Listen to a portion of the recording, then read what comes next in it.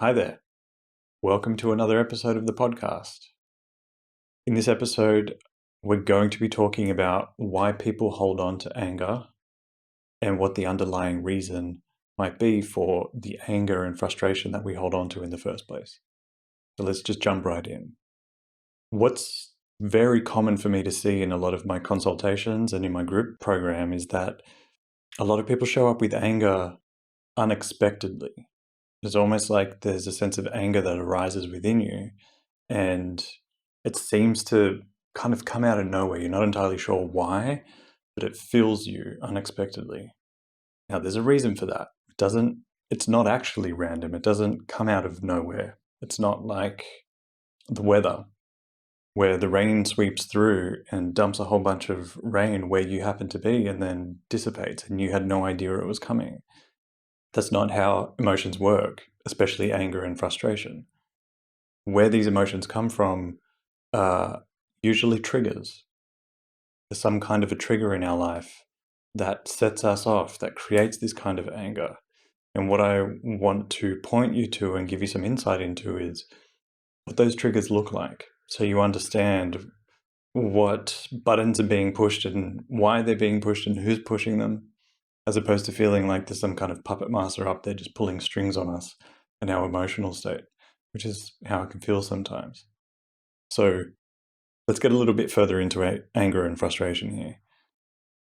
I've been seeing a lot of it, and sometimes it shows up on sessions. People feel angry and frustrated with me. And the only reason that takes place for a lot of people is for one main reason. And I want you to take note of this, especially for when you felt surges of anger and frustration in your own life. And that is that anger comes as a result of your expectations being unmet. I want you to think about that for a sec. When you experience anger, it's because you came into a particular scenario or a particular setting with an expectation. And you were insistent on things unfolding according to whatever this expectation was. And then life, in that moment, i.e., people or the scenario, took the circumstances in a different direction to what your expectations were, and you weren't able to adapt and adjust your expectations to go in line with where things were going. And so you kind of become this fixed object while there's a lot of fluid around you. That makes things really difficult for you because everything else is trying to move in another direction, but you're staying fixed and you're digging your heels in. Now, if you get into an argument with somebody, what is that? That's two people being fixed. They're digging their heels in, both having an expectation of where they want things to go, what they want as a result of the argument, but nobody's really going to budge because you're both fixated on basically two different goals and two different intentions or outcomes. And so the argument just continues to escalate because neither person is getting what they want, i.e., whatever their expectation is. So anger and frustration comes from the expectation. Now, this is where things get really tricky for a lot of people because ultimately the solution to resolving the anger and the frustration is to let go of the expectation. But then what happens there? We experience this doubt and this uncertainty that if I let go of my expectation, what's going to happen? I'm not going to get what I want. And so then I'm going to have to submit myself to all of the circumstances, give up on wanting anything, give up on having any desires or any intentions or anything like that, because, well, I just have to give in order to avoid frustration. And I can understand why you might be thinking that, and people have actually asked me questions along those lines, but that's not the case. When you study a lot of the brilliant minds throughout history, you'll find that they all work towards being able to let go. They're two really powerful and profound words when you put them together. Let go. Because sometimes we're holding on with such a tight grip to the things that we think we need or the things that we think we want. And because we're holding on so tightly, it becomes almost impossible to grasp and let in what might be the best thing for us, what might be a more aligned alternative, but we can't see it because we're coming in with our expectation. And so as we're getting these different things coming into our lives and we're feeling this sense of frustration because we're holding on to the way we think things are supposed to go, there's basically this huge gap between what you want and what you need, which is what you're getting. And that gap creates all that frustration and anger, along with many other emotions: anxiety, fear, guilt, shame, depression sometimes, sadness, grief, you name it. But it's this gap between these two, what you want and what you need, or what's happening in any given moment. And if you can't adapt, you become increasingly frustrated.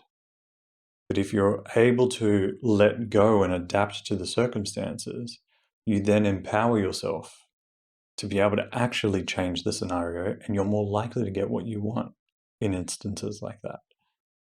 I know it's a bit of a Confucius, let go to get what you want, let go to get exactly what you're looking for kind of statement, but I found it to be true. I found it to be true in my own life. I found it to be true in all the consultations that I've done. When people have shown up with the frustration saying, this is what I want, and it's going in a different direction, the first thing I target is helping them let go of what they think they want. And I know that seems counterproductive, and it almost seems like I'm working against my clients, but it's not.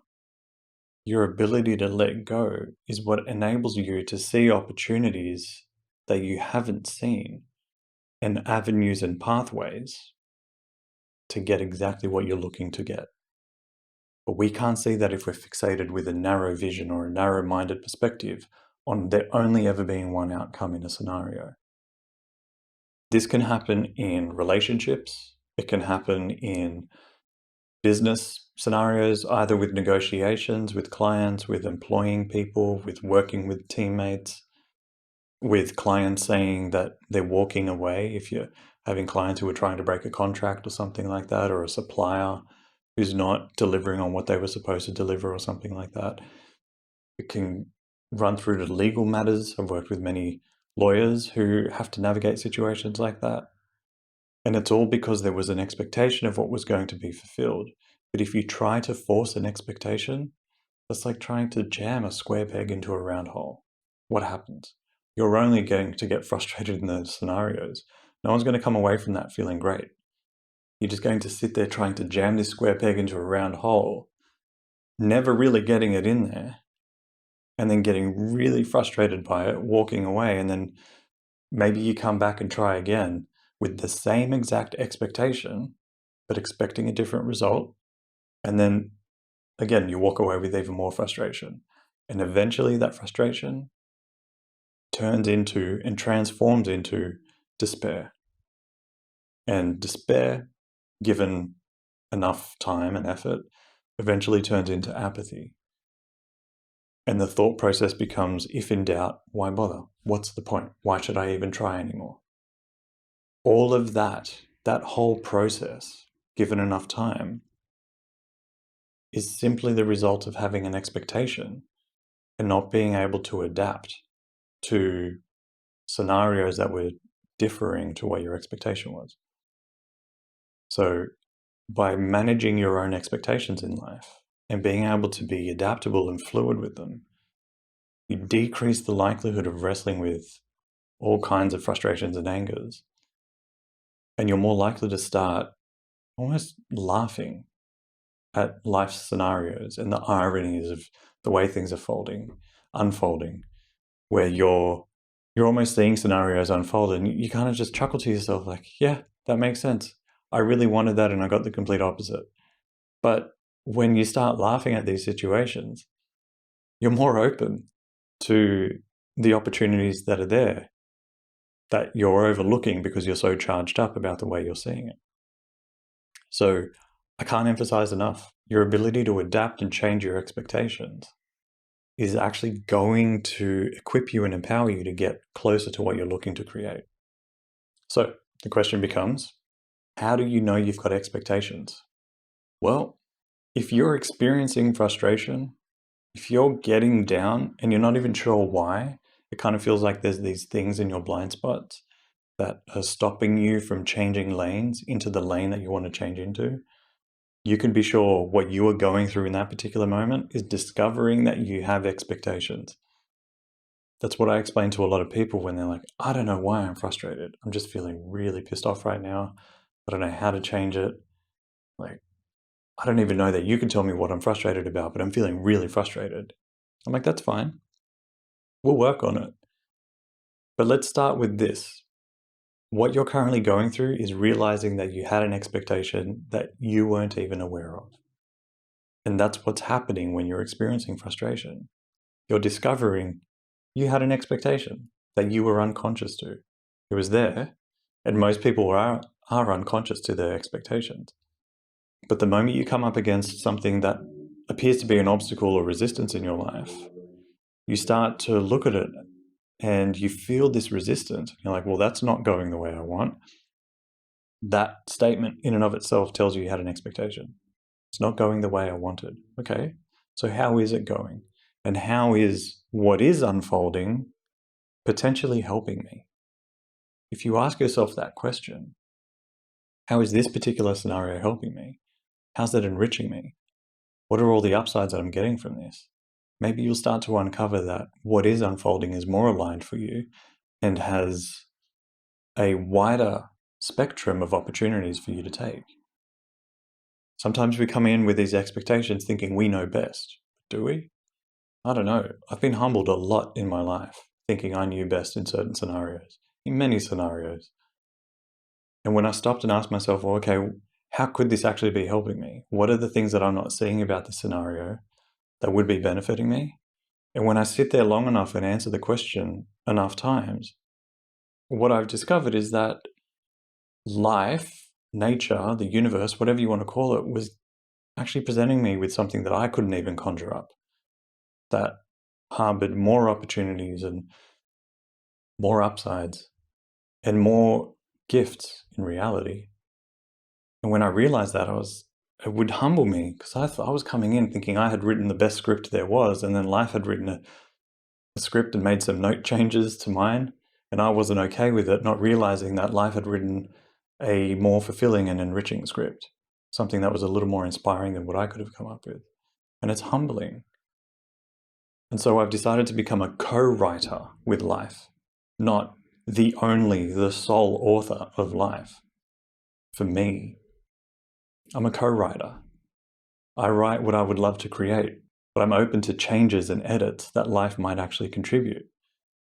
And so by being able to work with life, with nature, with universe, with God, whatever word you want to use, infinite intelligence, everyone's got a different name for it. The more you're willing to work with life and adjust your expectations according to maybe this higher intelligence that's trying to guide us through life and also help us, then you start to uncover these different experiences that you wouldn't have thought otherwise. And what happens to anger? What happens to your resentment when you actually open yourself up to scenarios or to people who are demonstrating one behavior that you're coming in with an expectation? Well, your anger and resentment dissolves.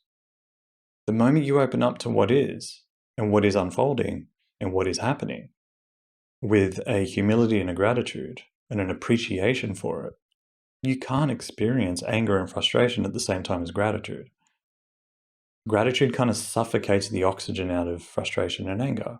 And don't get me wrong, I'm not talking about Instagram, social media style gratitude. Genuine, deep-seated gratitude. And you know it's genuine because you can feel your heart open, as cliche as that sounds. You experience a sense of humility, not pride or arrogance, like you came up with it. You're proud of yourself, you're proud of this. No, just a humility to your co-writer. Like, wow, what an amazing contribution to my life. What an amazing contribution to my script, to my story. That's incredible.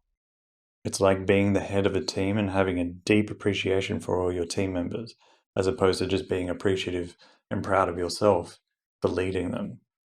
When you're appreciative of the team members and all their contributions, you experience a different sense of unity and harmony with your team, i.e. life. So your anger and your frustration is coming from your expectations. If you're willing to first reflect, okay, I'm currently experiencing an abundance of frustration. I'm pissed off. I'm frustrated beyond belief. My blood is boiling and I want to drive my fist through something. Preferentially, don't go drive your fist through something. I'd rather you don't do that. It might be great for your physician because it keeps them in business, but it's not great for your hands, so don't do it. And don't go kicking anything as well. But what I do want you to do is, once the emotion, a lot of the anger has calmed down, it's kind of hard to do while it's in real time. But once you've stepped away from the scenario and you've calmed down, I want you to reflect, what was my expectation going into that scenario? What was going on? And what did I expect to happen? What was I insisting on, and what was I forcing into the scenario to unfold? And compare that to what actually happened. Once you become aware of what your expectation is, you're now empowered to actually change it. Because if you can't see it, you can't change it. You can't change something that's in your blind spot because it's in your blind spot. But the moment you're aware that something's there and you bring it front and center, bang, all of a sudden you can change it. You can start to influence the change. I talk about this in a previous episode on dealing with mindset blocks. So becoming aware of what your expectation was, which was probably unconscious, is going to empower you to move forward and actually change your expectation. Then the next step is to ask yourself, how is what did happen helping me? How is it benefiting me? What are the upsides that I'm getting from it? How is this creating a scenario for me that I wouldn't have otherwise seen? What opportunities lie in this scenario that unfolded? How can I extract the most value from this experience? When you're asking yourself these different questions, you're prompting your mind to look for the opportunities, to look for the little nuggets of gold that are the gifts. And when you wake up to what that is and you widen your perspective, it stops looking like a shitty situation and you start seeing opportunity. It goes from looking like an uninspired dark cave to being a gold mine that no one else has discovered and no one else is utilizing. When you're able to dig through and chip through some of what's there, you'll start to reveal all these different little gold nuggets that were all there, available for you to enrich your life with. But if you're looking over it and all you're seeing are walls of coal and dirt, you're going to write it off as inconsequential and invaluable, in the sense that it has no value. Instead of depreciating it, you begin appreciating it. So use your anger and resentment not as a fuel for revenge, not as a way to hit back or retaliate, but as an opportunity for you to reflect. What were your expectations? Get clear on what that was. That one step, just becoming aware of what your expectations were, immediately starts to discharge the anger. And then if you start looking for the value of the experience and you start extracting the gratitude for it, well, that almost completely dissolves the anger and resentment, and you enlighten yourself. You actually feel lighter walking away from it. I get caught out all the time. Things frustrate and anger me. To the surprise of some of my clients and students, they seem to think I'm incapable of experiencing frustration and anger, but I feel it. I get frustrated. Things don't go the way I thought they would. And that's the moment I realize that I had an expectation I wasn't aware of. So I use it as the opportunity to reflect. The moment I do, I start looking at what my expectation was, and sometimes being aware of it, either saying it out loud or writing it down, you almost immediately realize how irrational the expectation was, and you let go of it in that moment, just going, wow, why did I expect that? That's kind of crazy. The moment you let go of it, it's gone, and you move on. So use your anger as this check engine light, getting you to pull over and reflect, whoa, what's going on here? The moment you let it go, you can pull back out onto the road and continue your journey with significantly less frustration and significantly less emotion about it. In fact, I'll leave you with this one analogy that I use a lot. These expectations that we have that fuel our sense of anger and frustration is kind of like when you jump in the car and you go for a drive, assuming you're a driver, and you're getting slowed down by a lot of traffic, or sometimes there's just one car, for most of your journey that's in front of you, that's getting in your way. But I want you to consider this. As much as you try to close the gap between you and the car in front of you to try and get them to go faster, we all know it doesn't work. No one moves faster that way. But as much as you try to do that, I want you to think about this. What were your expectations? Chances are you had the expectations that it was going to, or the expectation rather, that it was going to take you a certain amount of time to get wherever you were going. And you'll almost certainly find that you were expecting there to be no cars on the road. Everyone was going to be out of your way and you're going to get green lights the whole way through. This trip only needs to take me 15 minutes. And at the moment, I'm stuck behind this particular individual, or I keep getting stuck at like an entire string of red lights, or I keep getting stuck behind someone that's really slow every time I overtake the next one, or there's somebody that's pulling over that's parking and they're slowing me down, and like you just keep obstacle after obstacle after obstacle. Your expectation was probably that it was going to be a 15-minute journey, and you're not willing to change your expectation. You're insisting on it being 15 minutes, which is why you push. But what happens if you got in the car and you set the expectation mentally that it was going to take you 45 minutes to get there? Now, all of a sudden, if it takes you 30 minutes, that feels like a win. Or if it takes 20 minutes, it feels like a win. It's because of the expectation you set. So if you're willing to adjust your expectation, all of a sudden, your whole experience of that journey changes. So if it's an appointment or a meeting you're trying to get to and you're expecting, I've got a 15-minute window will be enough because the moment I get in the car, if I just like genie my way through it, then I'll get there in 15 minutes, right? Well, no. What if you allow for 30 minutes? Chances are it'll take you 20 minutes to get there and without any frustration, and you've got 10 minutes in your pocket to reflect on previous frustrations or to listen to another podcast episode or whatever it might be. Consider your expectations. What did you expect? Ask yourself that. What did I expect? You'll be surprised by what you learn about yourself. So I hope that was helpful. I hope this helps discharge some of your angers and frustrations throughout your life and opens you up to opportunities that you weren't seeing that were right in front of you. Now, if you haven't subscribed, make sure you subscribe to the podcast. We're on Spotify, we're on all the major platforms, Apple Podcasts, we're on YouTube. If you're not subscribed there, make sure you subscribe. And thank you for listening. Thank you for watching if you're here on YouTube. And I'll see you in the next episode.